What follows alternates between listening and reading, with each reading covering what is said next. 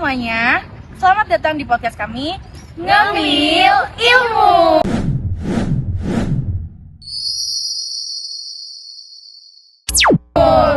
Kali ini kita akan ngobrol santai tapi penuh ilmu tentang hal yang sering banget kita dengar, yaitu tentang iklan yogurt dan susu fermentasi, yaitu probiotik dan prebiotik. Keduanya sama-sama berhubungan dengan kesehatan, tapi ternyata punya fungsi yang berbeda loh. Nah, di sini sudah hadir 3 narasumber hebat kita. Yang pertama ada Melani, Hai. yang kedua ada Beta, Hai. dan yang ketiga ada Ananda Safety.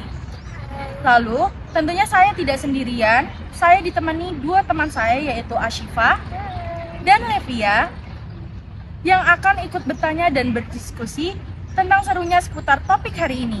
Oke, langsung saja kita masuk ke topik pembahasannya.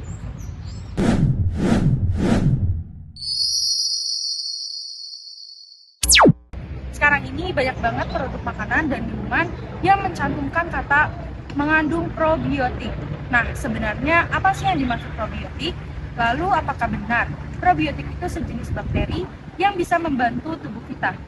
Jadi, probiotik adalah mikroorganisme hidup atau bakteri baik yang kalau dikonsumsi dalam jumlah yang cukup bisa memberikan manfaat kesehatan, terutama di sistem pencernaan. Nah, biasanya contoh bakterinya itu ada Lactobacillus dan Bifidobacterium yang biasanya terkandung di dalam yogurt, kefir, atau tempe.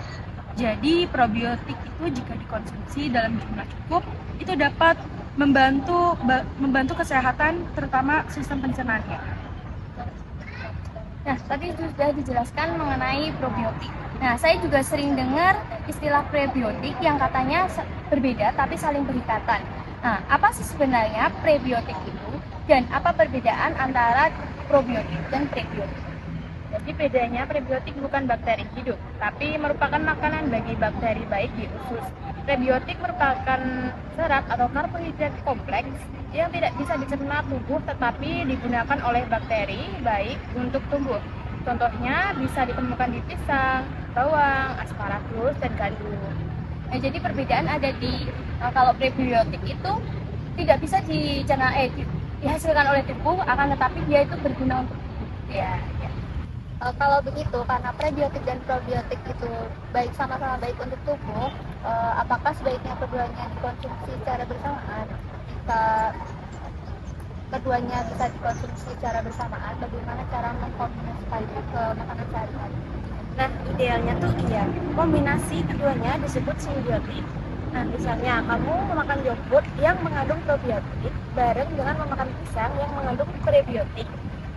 Nah, itu akan membantu bakteri baik berkembang lebih optimal di dalam usus.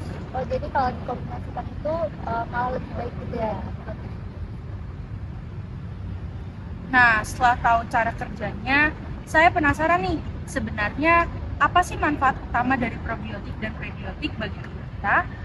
Lalu apakah hanya untuk pencernaan atau ada manfaat lain yang juga bisa kita rasakan? Umumnya kan yang kita tahu cuma di sistem pencernaan, ternyata banyak banget manfaatnya bagi tubuh. Yang pertama, membantu menjaga keseimbangan mikroflora usus, meningkatkan daya tahan tubuh, mencegah sembelit dan diare, bahkan bisa membantu memperbaiki mood karena usus berhubungan dengan sistem saraf. Wah, ternyata banyak banget ya manfaatnya selain berguna untuk pencernaan.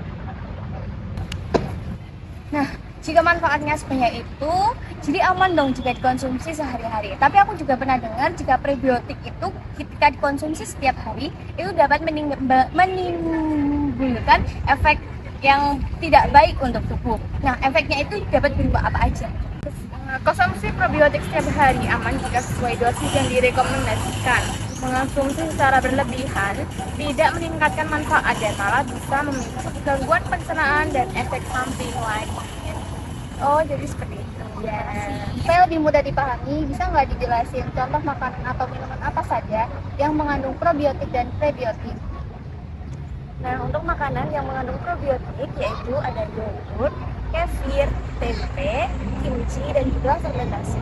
Untuk yang mengandung prebiotik yaitu ada pisang, bawang putih, bawang merah, asparagus, oat, dan juga kedelai.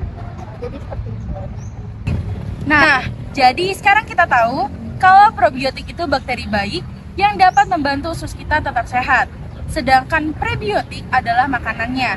Gabungan keduanya membuat pencernaan lancar dan tubuh menjadi lebih kuat. Terima kasih untuk para narasumber yang keren pada hari ini. Terima kasih kepada Mela, Beta, dan juga Ananda Septi.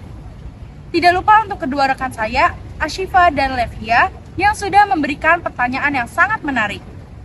Semoga obrolan hari ini dapat menambah wawasan kita semua dan bikin kita semua lebih sadar akan pentingnya menjaga kesehatan pada pencernaan.